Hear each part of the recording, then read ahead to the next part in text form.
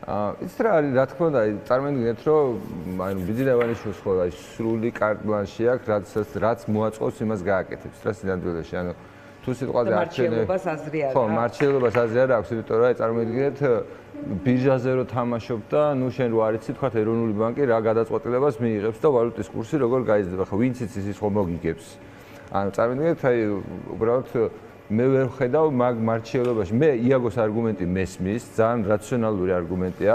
მათ შორის პირველმა და გააკეთა ეგ განცხადება თუ გახსოვთ პოლიტიკურ სპექტრში და ამის შემდეგ რაღაცნაირად ნენელა მართლა ისე დაიწყო ფაქტიურად რაღაც საარჩევნო რეჟიმში გადავიდა მთელი ოპოზიციური სპექტრი ისე რომ არც დაულაპარაკია ერთმანეთთან. ყველა ეძახის თითქოს არჩევნები იქნება და რა აძლევთ ამის კონკრეტულად აი რომ ფაქტობრივ გარდა იმ ჰიპოთეტური არგუმენტებისა რომელიც იაგომ დაასახელა. რომელიც უკავშირდება იმას, რომ ბიძინევანიშვილს ასეთი განადგურებული ოპოზიციური სპექტრის პირობებში, როგორც 2025 წელს ადგილობრივ არჩევნებზე შეიძლება აწყობდეს არჩევნები. მით უმეტეს, როდესაც ასეთი ოპოზიცია ყავს რა, ნუ აი ასეთი აი ალიანს ხო. ხო და ანუ თქვენს ოპოზიციის ნაწილი. კი მესმის, მაგრამ ჩვენ ძალიან სერიოზული მარცხიდან ვიცადეთ და ამის არათუ აღიარება კი არა, ნუ ეს უბრალოდ ფაქტია, ნუ ფაქტობრივად პარალიზება გააკეთა, იმდენად მოულოდნელი იყო ჩვენთვის თქვათ აი იმ სპექტრის დანახვა და იმ რეალობისთვის თვალის გასწორება, რომელშიც 2024 წელს აღმოჩნდა 23% ავიღეთ და თქვენ აღიარებთ რომ კი არ წაგართვეს, არამედ თქვენ დამარცხეთ. ჩვენ ხო არა გვაქვს ეს მონაცემები. აი წარმოიდგინეთ რომ აი ვიღაცა შენი კოლეგა იძახის რომ 300,000 ხმა აი ამდენი წელი ამაზე მიდის ლაპარაკი რა 300,000 ხმა. აი გეკითხებით თქვენ ხართ ერთ-ერთი ყველაზე გამოცდილი ჟურნალისტი. მიმითითეთ წყარო სად შემიძლია მე ეს ვნახო. ანუ ან რამე მტკიცებულებები, ან რაღაცა ისეთი არა მედიაში ჭორად გავრცელებული 300,000, არამედ აი კონკრეტული ფაქტობრივი გარემოება, რომელზეც თქვათ დარწმუნდებოდი, რომ ნუ რაღაცას ჩვენ არ ქონდა რესურსი. ისინი ამბობდნენ, რომ არჩევნები ვერ გაყალბდებოდა. მე არ ვიცი, შეიძლება გაყალბდა. მე უბრალოდ ფიზიკურად ვერ წარმოვიდგენია 300,000 ხმა ისეთი მასშტაბის გაყალბებაა, რომ აი ისე გაყალბებულიყო ეს რაღაცა, რომ არანაირი ფაქტობრივი მტკიცებულება არ გამოჩენილიყო, ვერავის ვერ შეენიშნა. თქვენ ამბობთ, რომ თქვენ დამარცხდით. ჩვენ დავმარცხდით, ცხადია, იმიტომ რომ მე არ მაქვს მაგალითად იმის მონაცემი, რომ იმდენი ხმა წამართვეს, რომ თუნდაც რა ვიცი, 1% დამემატებოდა. ანუ არ ვიცი, ამის შესახებ. შეიძლება წამართვეს, მაგრამ მე ხო არ ვიცი. ამიტომ არც ვამბობ, მე ვიცოდი, რომ არჩევნების დროს ბიულეტენებმა გაჟონა. და საკონსტიტუციო არგუმენტი იყო ამ არჩევნების გაუქმების. მიუხედავად იმისა, აი ეს ვიცოდი. ეს ყველა მიცოდა ჩემს გარდა. მოსამართლემაც კი დაადასტურა და როდესაც აი წეგან ოპოზიციაზე რო ლაპარაკობთ, ახლა თქვენ უსმენდი, გზაში რომ მოვდიოდი გიორგი ვაშაძესთან თქვენს კრიტიკულ კითხვებს. მათ შორის აი რასაკეთებს 26 იმასში და ასე შემდეგ რა და მეც ხო იგივე კითხვები მაქვს და ჩვენი მთელი პრობლემა ხო ის არის, რომ ჩვენ სიმართლის ღირებულებას არ ვაღიარებთ, იმიტომ რომ იქით მხარეს არის სერიოზული პროპაგანდა, უზარმაზარი მანქანა, თავისი რესურსებით, თავისი მედია საშუალებით, ხელისუფლებაზე ვლაპარაკობ, კი? და უბრალოდ კითხვა ხო რა ისმის, რომ ჩვენ შეგვიძლია იგივე პროპაგანდით ან რაღაცა ისეთი გაუგებარიმით, აი ასეთი მანქანა დაამარცხო. სიმართლის გარდა ვერაფრით ეს კონტრპროპაგანდის წარმოება ჩემთვის ეს არის მარცხის ფორმულა. ზუსტად მაგიტომ არ დავდივარ მე მგონი ეთერებში, რომ მაგას ვლაპარაკობ სულ ეს არის პრობლემა. იცი რა მაინტერესებს? თქვენ ახსენეთ რომ ივანიშვილი რას ჩაიფიქრებს, ეს არ იცით.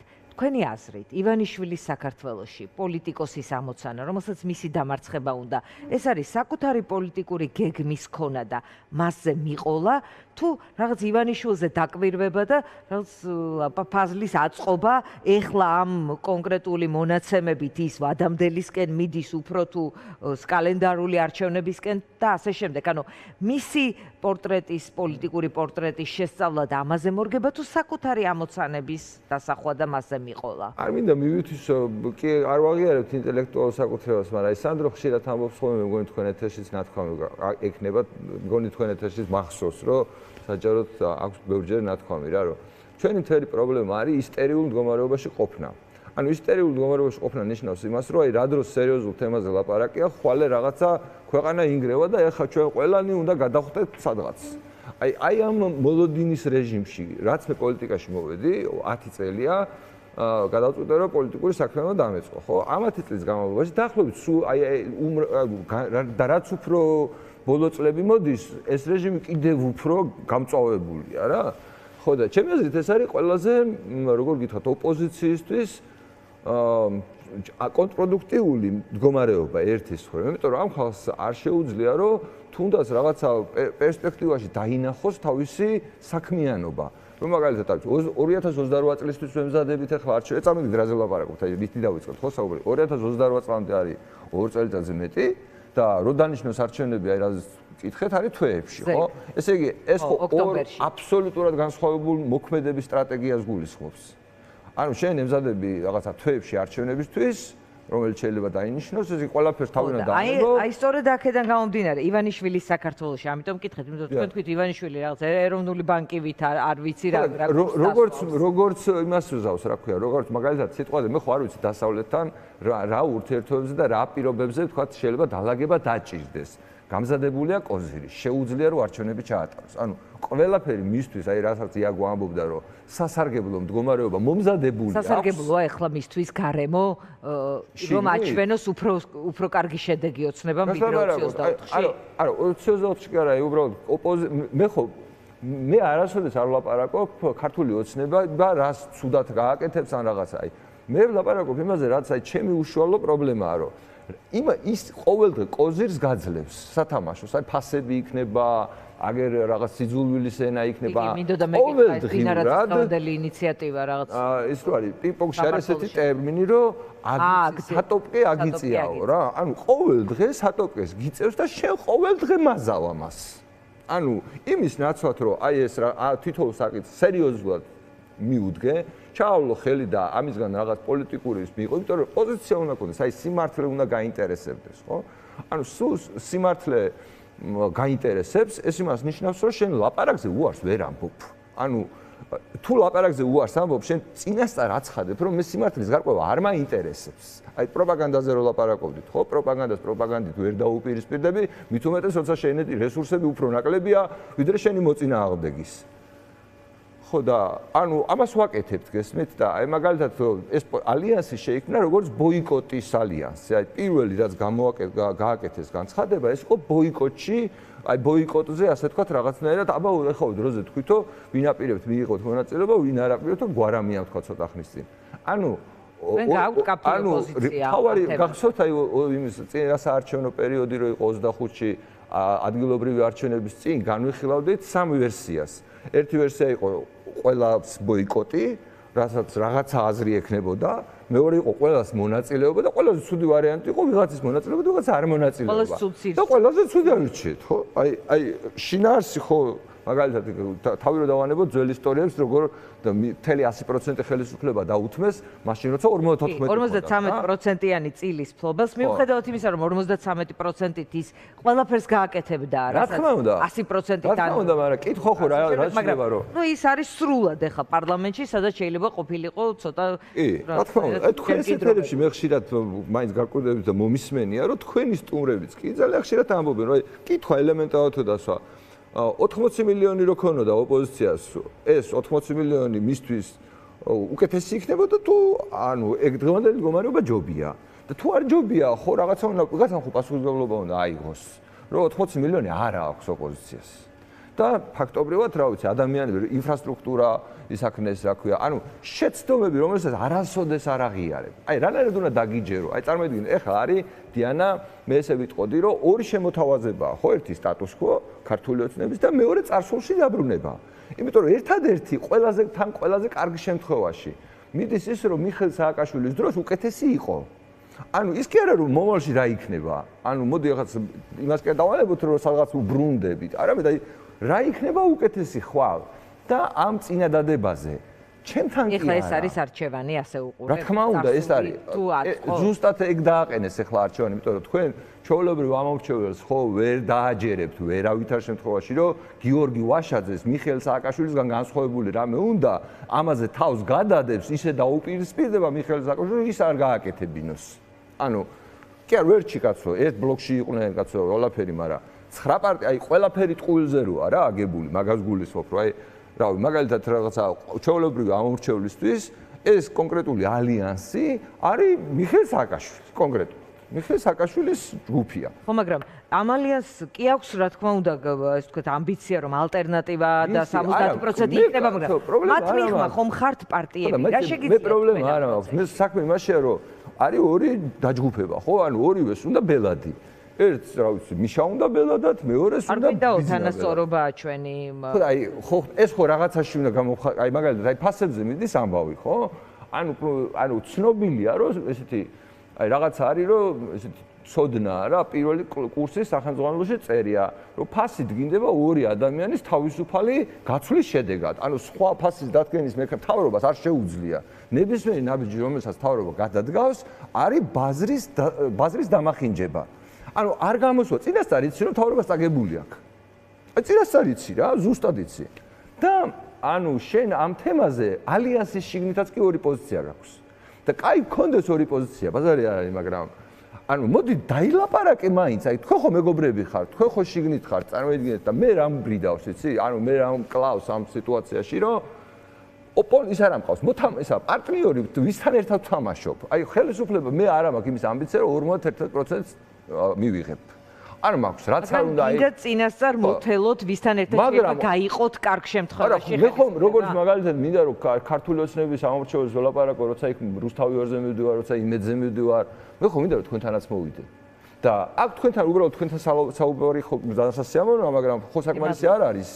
ანუ მინდა რომ აგერ იჯდეს არის გიორგი ვაშაძე, იჯდეს არის ნაციონალური მოძრაობის წევრი, იჯდეს მაგალითად ზურა ჯაფარიძე, გვარამია და ვართავ ვილაპარაკოთ თემაზე. აი თუ სალაპარაკო როგორ ხედავთ ფასებს მაგალითად? თუნდაც აი ძალიან ვიწრო თემაზე რომ აი მაგალითად აი ხელისუფლება რომ შეიცვლება ფასებთან მიმართებაში ესე კი არა ესე იქნება. აი ხა წარმოიდგინეთ მიხეილ სააკაშვილის კონცენტრირებული ძალაუფლება ბიზნა ხო გადაიბარა თავის დროზე. და ეხლა რომ პირიქით მოხდეს, აი რა გარანტია არსებობს რომ ბიზნა ხო ბევრად უფრო დააკონცენტრირა თავის ძალაუფლება. და რატო იტყვიან უარს ამაზე?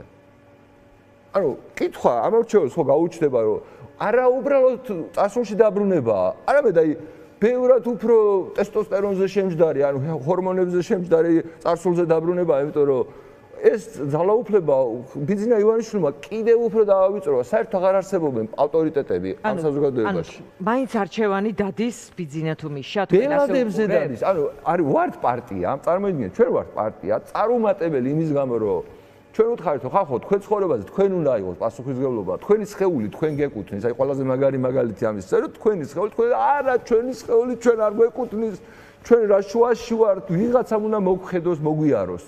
ანუ ეს იყო ხალხის პასუხი ჩვენს იდეებზე, ლამაზ და ძალიან ისე დალაგებულ იდეებზე.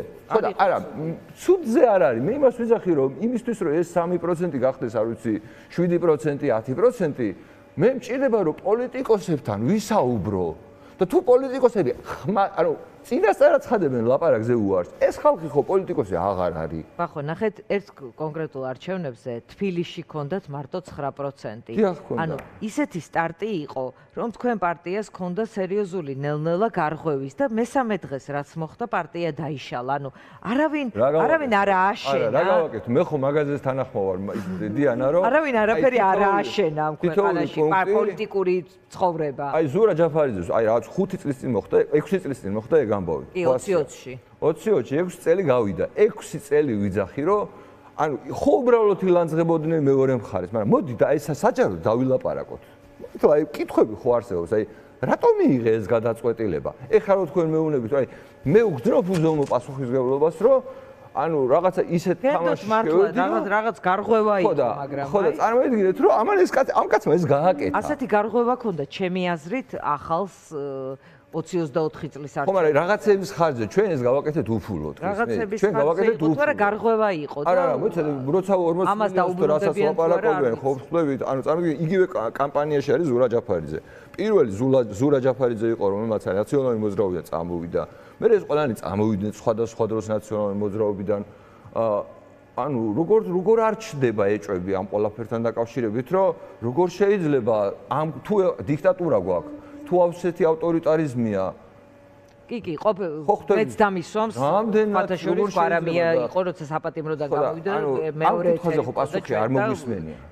დამისვამს. პასუხი ხო არ მოგვისმენია. ანუ თუ პასუხი არ მოგვისმენია, ესე იგი ბრალდება ხო ადგილზეა უპასუხოდ დარჩენილი. და რას ნიშნავს, რომ შეიძლება ბიზნესი პასუხია ჯერ ამდენი არისო, მე მოგცა საშუალება სხვებმაც დაგვეხარჯა ეს ფული, გამოვიჩნდა კაცი და რა, ანუ რაღაცნაირად როგორ? აი თქვენ გიკითხეთ. არა, მოდი ეს მათანა. როგორ? ხო არა. არა, მე აინტერესებს აგი მელიას გახსოვთ ხო ვკითხეთ? ანუ პირდაპირ ეთერში.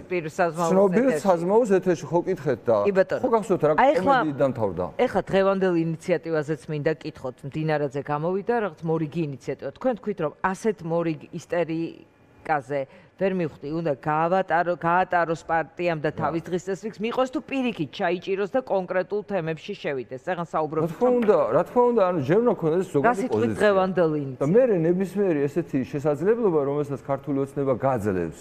მაგალითად ეხლა არის დებატები. ანუ სანდრო არის რუსთავი ორზე, ზუსტად ამ თემაზე. იმედია რომ საინტერესო იქნება ჩვენი პოზიცია. იმიტომ რომ ეს არის აი ყველაზე, როგორ გითხრათ, თუ ვინმეს ესმის რას ნიშნავს აი ავტორიტარიზმი, საბოლოო ჯამში ავტორიტარიზმის ყველაზე დიდი მასშტაბი არის ფიქრის კონტროლი, ანუ აზროვნების კონტროლი, ანუ ამბიცია, იმიტომ რომ ეს შეუძლებელია, მაგრამ აი ეს ამბიცია, სურვილი, რომ ადამიანებს სიტყვა გაუკონტროლო და ეს არის წმინდა. ანუ მართლაც აი ხა მაგალითად აი ამერიკელებსა და ევროპას შორის დაპირისპირების, აი წარმოვიდგინეთ, თავარი ღერძი ამაზე გადის, რომ ამერიკელები ეუბნებიან ევროპელებს, რომ თქვენო დასავლურ ღირებულებებს დაშორდითო, იმიტომ რომ სიტყვის თავისუფლებას არ აღიარებთო. ესმენთ? ხო, ანუ დასავლეთში ეს ანუ ერთმნიშვნელოვანი კი არ არის და ქოცემა ეს ხო გამოიღეს ევროპაში თასია. მაინტერესებს, აი მე ჯერ არ მომისმენია, შეიძლება ქონდათ უკვე დაფიქსირებული პოზიციები, მაგრამ გახსოვთ იმას ალტინფოს აკრძალვას რო ითხოვდა ოპოზიცია? კი ბატონო. აი, როცა ალტინფოს აკრძალვას ითხოვ ოპოზიცია, ანუ მე დაგეჯერება, როცა სიტყვის თავისუფლების დამცველი გახდები, უცბად როცა ეს შენ შეგეხება? ანუ ორმაგი სტანდარტი ოპოზიციის კიდევ ერთ-ერთი პრობლემაა. არა, როცა ალტინფოს აკრძალვაზე იყო ლაპარაკი, ვის რა პოზიცია ქონდა ამ თემაზე? ოპოზიციის უდიდესი ნაწილი, იმ აი აქტივისტები, მოკლედ საჯაროდ ითხოვდნენ ალტინფოს იმის გამო რომ რაღაცა სიძული, ისქაც ზუსტად იგივე სიტყვებს ხმარობდნენ. სიძულვილის ენაო და ასე შემდეგ აკრძალვას. არათანმიმდევრულობით, დიანა არ გამოდის არაფერი. კი ბატონო, მადლობა. პირიქით. პადროსაც მოგიწევთ და თქვენ ცოტა თქვენს იყავით ახლა პოლიტიკური თემებისგან თითქოს დისტანცირებული. მე სკოლას ვაკეთებდი და რადგან ჩემს სკოლაში ეს თქვა უკვე იფურჩქნება სიტუაცია, მე ნაკლებად ვჭირდა.